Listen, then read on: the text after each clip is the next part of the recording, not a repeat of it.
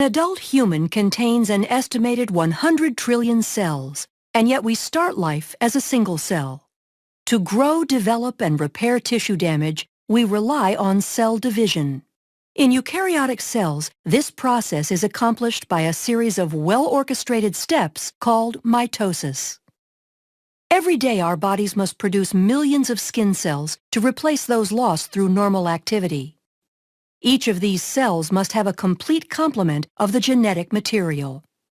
Prior to cell division, where the cell divides into two identical cells, the DNA needs to be replicated so that each daughter cell receives an exact copy.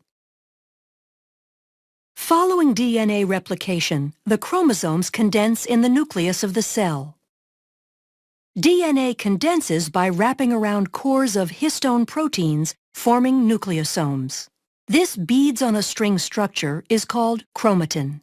As a cell prepares to divide, chromatin coils up further, shortening and condensing the chromosome. The replicated chromosomes are called sister chromatids. The replication of DNA and the formation of sister chromatids is one part of the entire cell cycle. To prepare for cell division, the cell goes through interphase, which can be divided into three distinct phases. During G1 or Gap1 phase, all the organelles and cytoplasmic components, including the centrioles in animal cells, replicate. Then during S or synthesis phase, the DNA replicates. Finally, during G2 or Gap2 phase, all the enzymes needed to aid in the process of cell division are produced. Most eukaryotic cells spend a great deal of time in interphase and a very short period of time actually dividing, a process called mitosis. The cell is now ready to go through mitosis, which consists of prophase, metaphase, anaphase, and telophase. During prophase, the chromosomes condense and become visible, appearing as two sister chromatids held together at the centromere. The cytoskeleton disassembles as the spindle begins to form. In animal cells, centrioles play an important role in the distribution of the chromosomes in the dividing cell.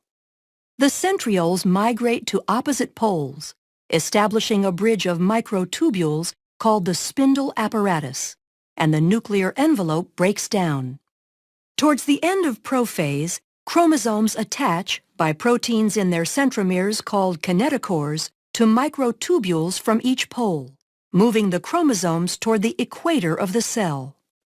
During metaphase, all chromosomes are aligned at the equator of the cell, called the metaphase plate. Anaphase begins with the degradation of proteins that hold sister chromatids together, freeing individual chromosomes. The free chromosomes are then pulled by their kinetochores to opposite poles. At telophase, a cleavage furrow forms in the center of the cell. This indentation is made from a constricting belt of actin filaments surrounding the inside of the cell's circumference. Chromosomes cluster at opposite poles and begin decondensing as the nuclear envelope reforms around them. The spindle apparatus disassembles as the microtubules are broken down into tubulin monomers that can be used to form the cytoskeleton of the daughter cells. In animal cells, cytokinesis completes cell division by extending the cleavage furrow to completely separate the newly formed daughter cells. Since plant cell walls cannot be constricted by actin fibers, vesicles form an expanding membrane partition called the cell plate. Like animal cells, plant cells use cytokinesis to finish the division of the contents of the cytoplasm between the two identical daughter cells.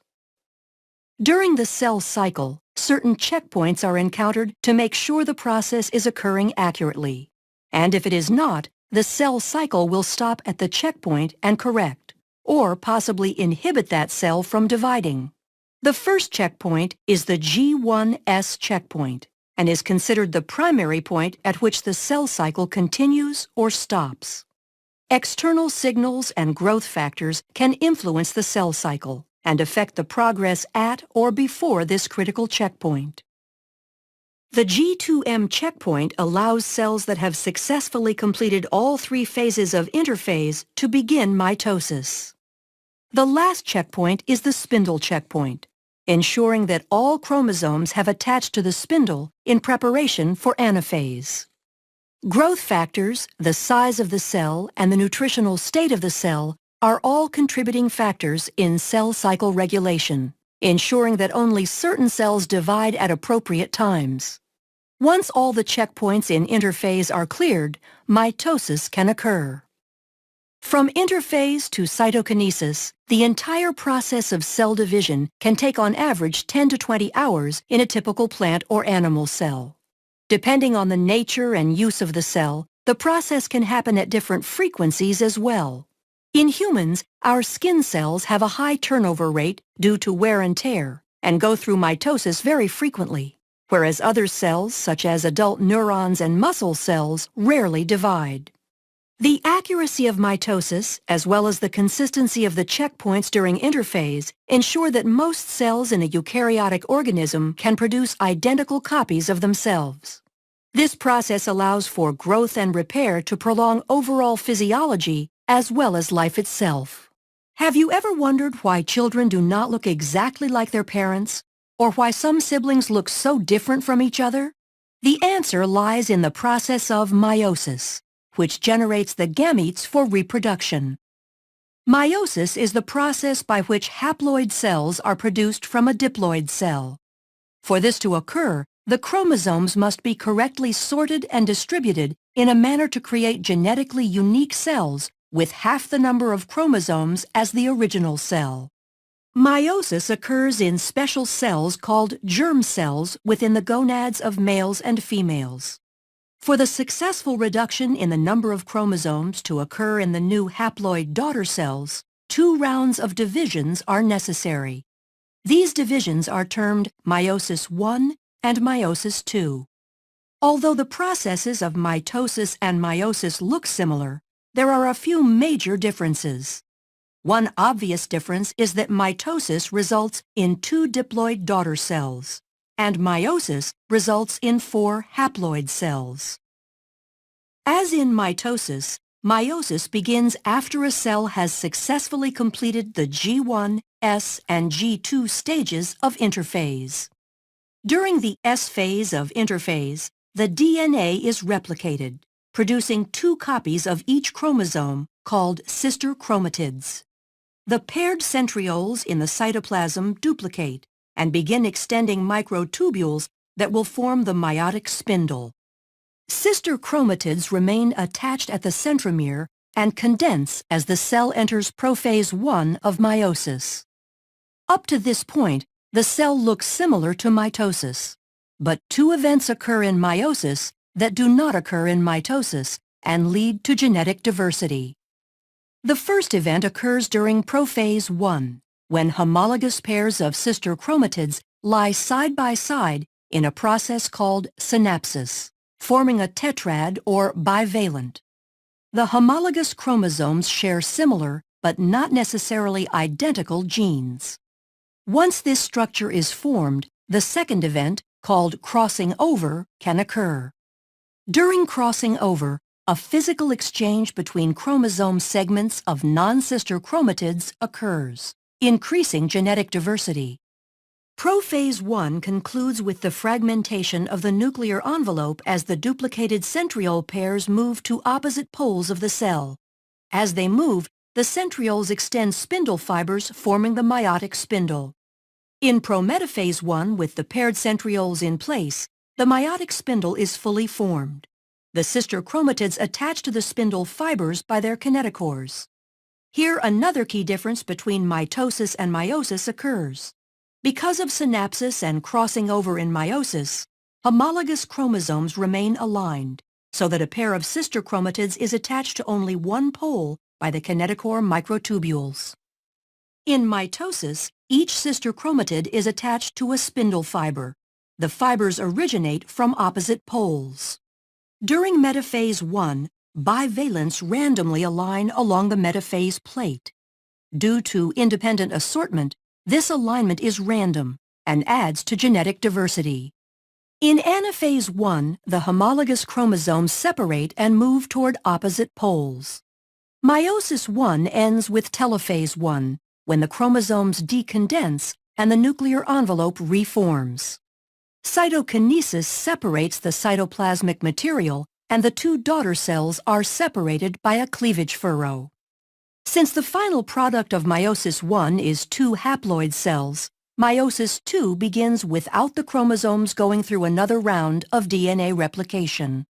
Centrioles again duplicate and begin moving to opposite poles of each cell. In prophase II, the sister chromatids condense while the spindle starts to form as the nuclear envelope disappears. In prometaphase II, the sister chromatids attach to the spindle by kinetochore microtubules, with sister chromatids attached to opposite poles. The spindle aligns the sister chromatids along the metaphase plate during metaphase II. During anaphase II, sister chromatids separate and individual chromosomes move toward the poles. The entire process ends with telophase II, as the chromosomes decondense and the nuclear envelope reforms. Cytokinesis occurs and cleavage furrows separate the two daughter cells into four haploid daughter cells. The haploid daughter cells will specialize into gametes, either sperm or egg. These fuse in fertilization to form a zygote, which will grow into a child. The child receives half its chromosomes from its mother and half from its father. Because men and women produce millions of gametes, and the selection of gametes in fertilization is random, this contributes to genetic diversity. This explains why a child isn't identical to either parent. But why aren't siblings identical? The diversity comes from several sources. In prophase I, non-sister chromatids can exchange DNA through crossing over, increasing the genetic diversity of individual chromatids. In addition to crossing over, in metaphase I, the pairs of homologous chromosomes align independently along the metaphase plate and sort independently into the daughter cells. This process, called independent assortment, produces four genetically distinct haploid gametes. As the total number of chromosomes increases in an organism, the number of genetically distinct gametes increases by 2 to the nth power. This means an organism with n equals 3 can produce 8 unique gametes. For humans where n equals 23, there are 2 to the 23rd power unique gametes formed, or over 1 million different possible combinations. The combination of independent assortment, crossing over, and the random pairing of gametes during sexual reproduction increases genetic diversity and explains why a child will not look exactly like his or her parents or siblings.